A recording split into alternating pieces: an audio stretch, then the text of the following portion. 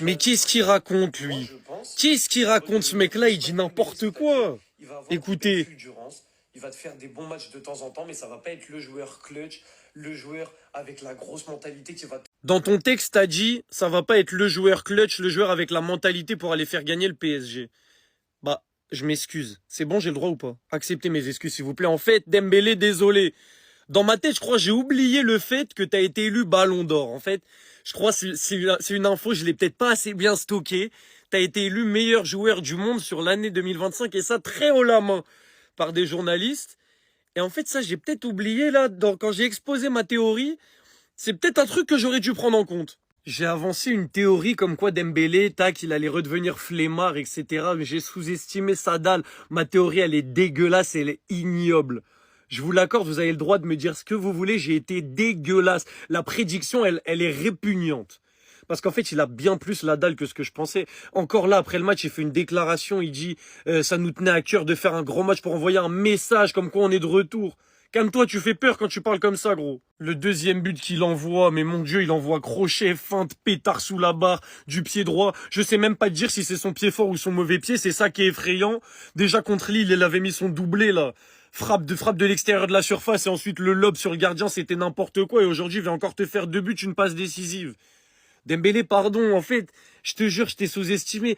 Accepte mes excuses, Ousmane. À partir de maintenant, voilà, je prends en compte le fait que t'as été Ballon d'Or et j'applaudis tes performances. Il y a que ça à faire. Ouais, le PSG est nul, ils sont claqués, ils vont se faire éliminer de Ligue des Champions. Les gars, vous oubliez l'année dernière, c'était quoi? L'année dernière, le Paris Saint-Germain, en début de saison, c'était mauvais. Par la suite, ils ont pris le dessus sur tout le monde, sur toutes les équipes. Et ils se sont imposés comme la meilleure équipe au monde. Vraiment le même schéma qui se passe là actuellement. On voit un Paris Saint-Germain qui est en train de monter crescendo. Un Paris Saint-Germain qui est là aux aguets pour pouvoir battre en vite fait cette équipe de Monaco et passer au gratin. Je préviens aux Hops, Barcelone fait très attention au Paris Saint-Germain. Chelsea aussi fait très attention. Que ce monsieur Ousmane Dembélé, je vous rappelle, Ballon d'Or, il est de retour pour tout éclater. Pour avoir un back-to-back. Bélec. Les gars, je vous cache pas que du côté de l'Olympique de Marseille, ça m'a touché. Parce que forcément, je suis pour Marseille. Je vois que d'année après année, ça avance pas. Toujours aussi fébrile. Toujours des manques de concentration. Et c'est effrayant. Que vous le vouliez ou non, c'est effrayant. Le placement sur le premier but de Nuno Mendes, c'est interdit. C'est interdit. Tu peux pas être en Ligue 1 et faire ce genre d'erreur. Donc pour moi, il y a un gros travail à faire du côté de l'Olympique de Marseille. Déception sur déception. Et pour moi, même si tu joues au parc, là, c'est interdit de se prendre 5 buts à 0. Mais sinon, en vrai, c'est à toi. Montre quand bien, alhamdoulilah. Eles precisam fazer um exame de sangue. Pardonnez ma prononciation. Ils méritent de faire une prise de sang. Faites-leur une prise de sang. Ces Portugais du Paris Saint-Germain là. Mais ils choquent que moi. Il faut leur faire une prise de sang. De toute urgence. On va enlever Gonzalo Ramos. C'est un remplaçant. Vitinha, il a la lumière qu'il mérite. Tous ces débats avec Pedri, meilleur milieu du monde, ouais ok. Mais lui là, faites-lui une prise de sang de toute urgence. Et vite. Parce que c'est pas qu'il est fort. C'est pas qu'il est trop fort. C'est que la différence de niveau qui existe entre Nuno Mendes et les autres joueurs à son poste, elle est pas normale. L'écart de niveau entre Nuno Mendes et n'importe lequel des latéraux, droite ou gauche, de n'importe quel club au monde, c'est pas normal.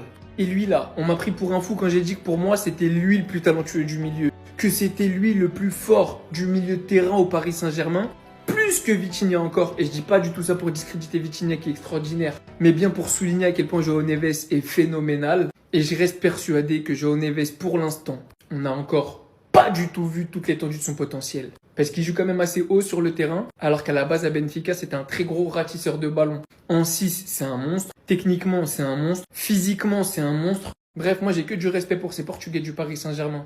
Pour être même honnête avec vous, les deux là, c'est mes chouchous au PSG. C'est des joueurs que j'ai vraiment dans le cœur. Maintenant, faites juste une prise de sang. Je veux juste vérifier un truc. Moi, je trouve pas normal qu'on soit aussi fort au foot. Vraiment, je le pense. Avec un tel cardio et une telle aisance technique, non, moi, je trouve pas ça normal. Les gars, en tant que supporter parisien, je me suis régalé. Il y a certains pays où on appelle ça une manita. Hein? Nous, on appelle ça une fessée.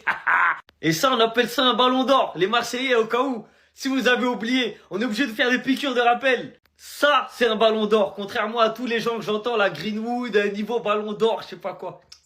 Ça, c'est niveau ballon d'or. Ouais. Élimination LDC, for sure. L'Europe va trembler, for sure.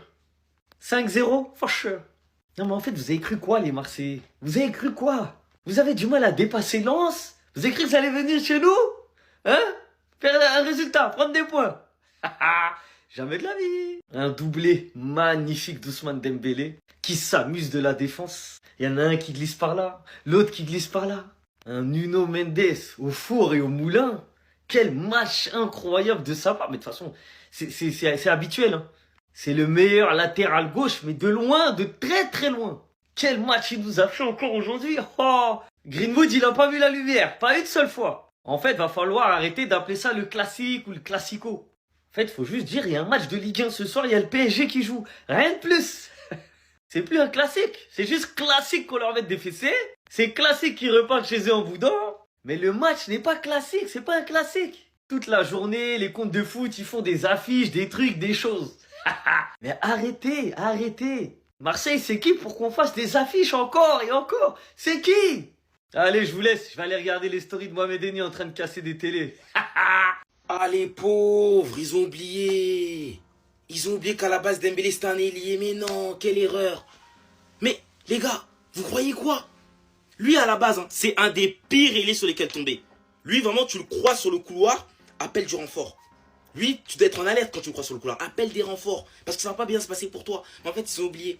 Ils se sont trop fait endormir par Luis Enrique qui le positionne en tant que neuf. Il le voit des fois, il décroche. Des fois, il a peur du temps, il le voit dans leur dos en train d'attendre un tapin. Voilà, il attend que Barcola déboule sur le côté de Nuno Mendes. Comme ça, lui, il a juste à mettre son tapin. Comme il a fait son premier but. Parce que ce but-là, on l'a vu 100 fois avec le Paris Saint-Germain. En fait, eux, ils se sont fait endormir. Il a juste eu à revenir sur son couloir. Balerdi et ses potes, ils ont tout mangé. Déjà, Balerdi, comment il a défendu sur lui, c'est du grand n'importe quoi. Il a défendu comme si c'était... Déjà, il a loupé le ballon. Et puis, il a défendu comme si c'était Pachao qui attaquait sur lui. Voilà, il a cru que c'était un ailier qui savait pas bien dribbler, qui défendait sur lui. Il l'a seulement aggravé. Il leur a rappelé qu'à la base, lui, il est relou. Hein. Ah, vraiment. Hein. Et puis, Medina, il pouvait quoi? Qu'est-ce qu'il pouvait faire, Medina? Fin de frappe comme à l'époque. Gros pointard sur le gardien. Et pour lui, aujourd'hui, hein, c'est 2 buts, une passe D. C'est 2026 qui demande ça, c'est le début d'année. Voilà. Là, tu sens encore qu'on est en hiver et qu'on est encore en début d'année. C'est le début d'année qui demande ça. C'est Ousmane Dembélé. La deuxième partie de saison qui le réclame. C'est tout. C'est ça. C'est ça qui le réclame. On appelle ça, dans le champ lexical footballistique, un braquage. On l'a vu entrer, mettre ses premiers pas sur cette pelouse. 15 minutes nous a suffi pour être conquis. Et je peux vous dire que maintenant, je comprends énormément les Barcelonais qui ont eu du mal à le voir partir. Parce que quand j'ai vu à son entrée que ses coéquipiers étaient obligés de hausser le niveau, même si oui, forcément, le PSG avait un petit peu régressé au vu du score infligé, mais voir aujourd'hui qu'en 15 minutes jouées, qu'il a gagné 3 fautes, qu'il a complété 11 passes sur 11 sans en échouer une seule, qu'il a gagné les 5 duels sur 5 qu'il a eu, qu'il a un 100% sur ses dribbles réussis et un 100% sur ses longues passes, un tacle et un blocage. C'est ce qu'on appelle une première fracassante, mais surtout un jeu littéralement décomplexé pour un jeune de son âge. Ce mec-là, aux côtés des Vitinha, de João Neves et de tout ce qui en suit, oui, c'est peut-être précoce, mais je vais vous dire que le Paris Saint-Germain a réellement réalisé un braquage pour de vrai, les gars. Ce mec-là va littéralement être monstrueux, que vous le voulez ou non. Et là, je m'adresse aux Barcelonais. Va falloir supporter ça, les gars. Il est dans le secteur parfait pour être épanoui au Paris Saint-Germain, aux côtés de Luis Enrique qui va lui donner de temps en temps de l'occasion de jeu. Et ça va aller de mieux en mieux pour lui. Ça fait 3 fois que je recommence la vidéo parce que j'insulte tellement et j'ai 35 ans. J'en ai marre de dire des gros mots, j'en ai marre d'insulter, mais 5-0, 5-0, on a pris 5-0, 5-0 on a pris. Non, parce que franchement, je vais vous dire quelque chose, mais putain, mais il n'y en a pas un, il n'y en a pas un, il n'y en a pas un. Il n'y en a pas un qui en prend un de Parisien, là. Qui lui met un tacle à la gorge, là. Mais putain, mais je vous jure. Oh, mais des sans-couilles. Oh, mais respectez-nous, au moins. Oh, respectez-nous, ils sont meilleurs que nous, pas de problème. Mais putain, mais il y a des gars qui en enfoncent un. Il y a des gars qui en prennent un, là. Qui le secouent. Oh, mais vous avez pas de figure.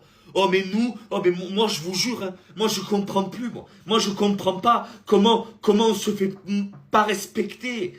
Oh 5-0 là-bas, On est leur PUTE.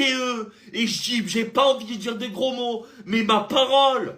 Oh, ils mettent des comment ça s'appelle là, dans les tribunes, on se fait insulter, et sur le terrain, nous, on donne comme ça, on leur donne. Mais comme ça. Donc je parle des joueurs après, mais qu'est-ce qu'il y a à dire? L'autre Pavard, il prend 700 000 euros par mois à chaque fin de frappe, de Bacola, il se tourne. Non mais le mec il est champion du monde, il est international, mais c'est quoi ces mecs?